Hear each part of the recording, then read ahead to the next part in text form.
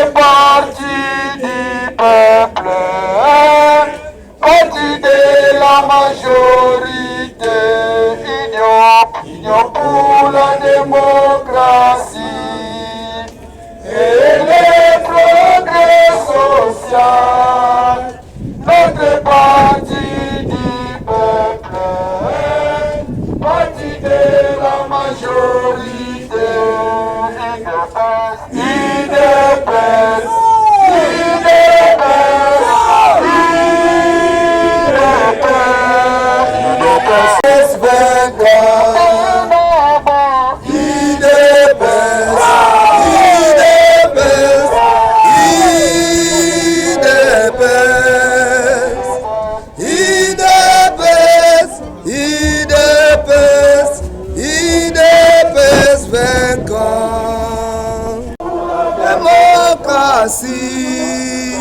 notre peuple pour la démocratie, la liberté du pouvoir, qui sont les mandations du peuple.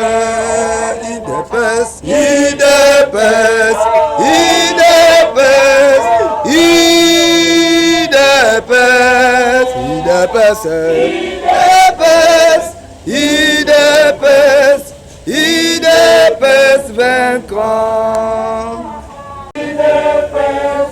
Viva! IDPS, viva!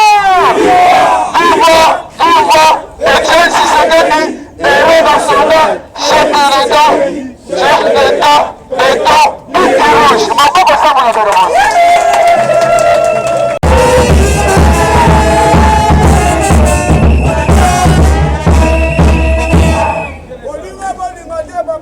IDPS viva! IDPS viva! Bana Mongo viva!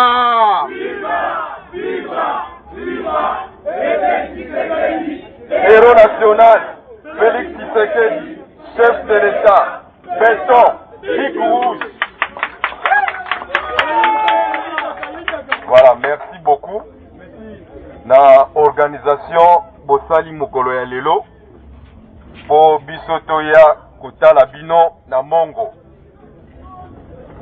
Toye pona kosangisa bino.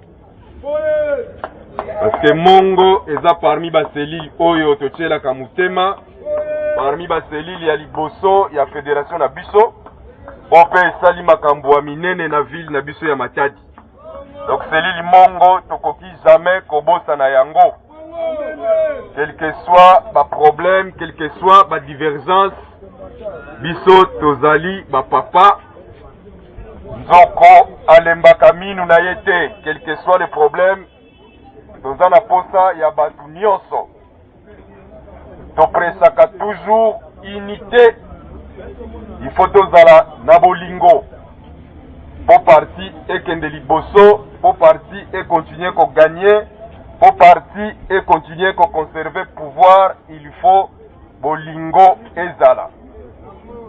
Alors, na Mongo, toye ko installé contrairement à le président de la section à lobby, toye ko installé mais toye ko tala bana ya Mongo, totala ceux qui bazoko évoluer ndenge nini.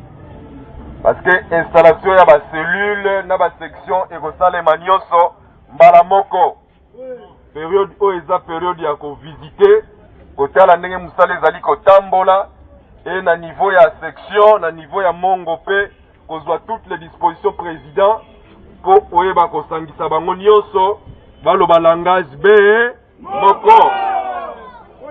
Donc naba oyo bazali te président sectionnaire sala effort po oyeba kosangisa bango. Soki osangisi bango nde bokoyeba kosala comité ya selile Mongo, comité wana ya selile Mongo yango nde bokoyela biso na fédération poto approuver yango. Donc biso toza na minute oyo biso tem tokosala selile ya Mongo, mais président ya section na bino azali. Donc biso toye poto pesa bino courage.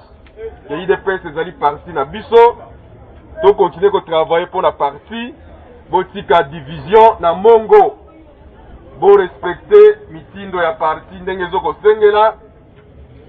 Parti politique ezali pula ete, parti ezali na bakonzi na yango. Kinshasa tozali dirigé na président Jean-Marc Kabund, c'est lui le président du parti.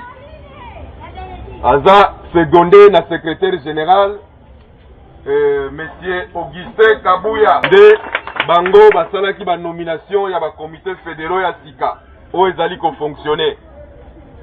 Na matadi pe bataki président fédéral, mais comme ye moko alingaki na ye kosala pona parti te a rejeté en bloc, balobi président Kodia zwa mukumba vandi sa parti ekende liboso.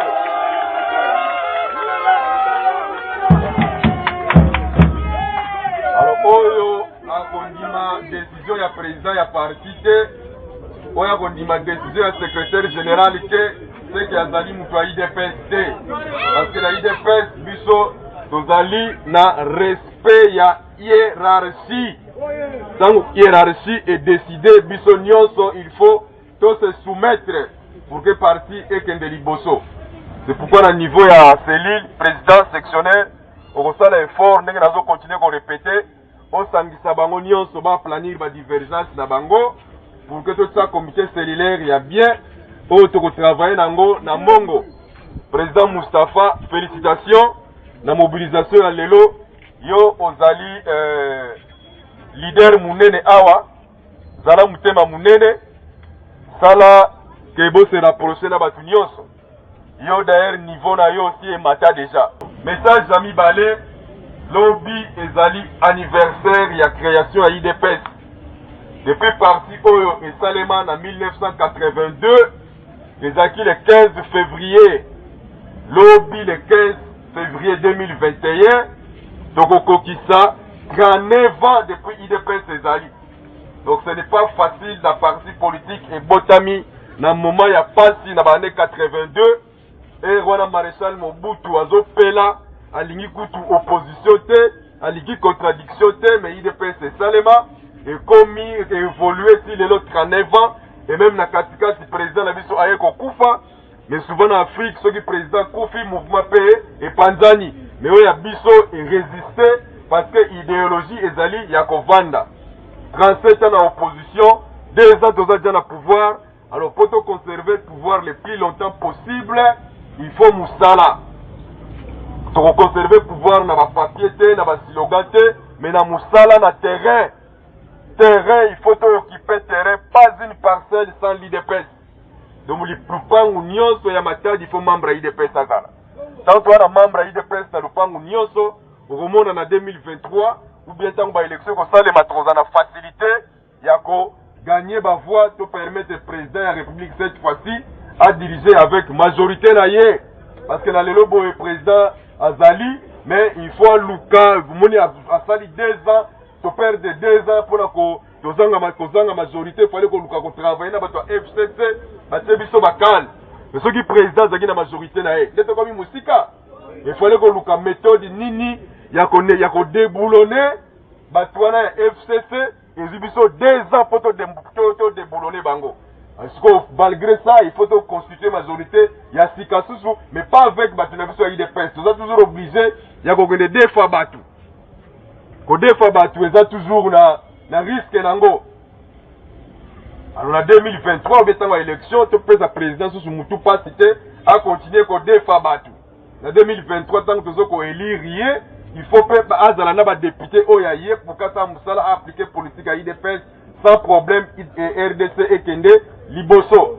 Donc bolingo ezala ebele na makambo nyonso tozali kosala lobby tozana messe na paroisse Notre-Dame médiatrice na ville basse à partir de 11h na lingi na mona bilongi nyonso tokuti awa président Moustapha, président Bertin bilongi nyonso lobby canaliser bango malamu tokuti na messe à partir de 11h.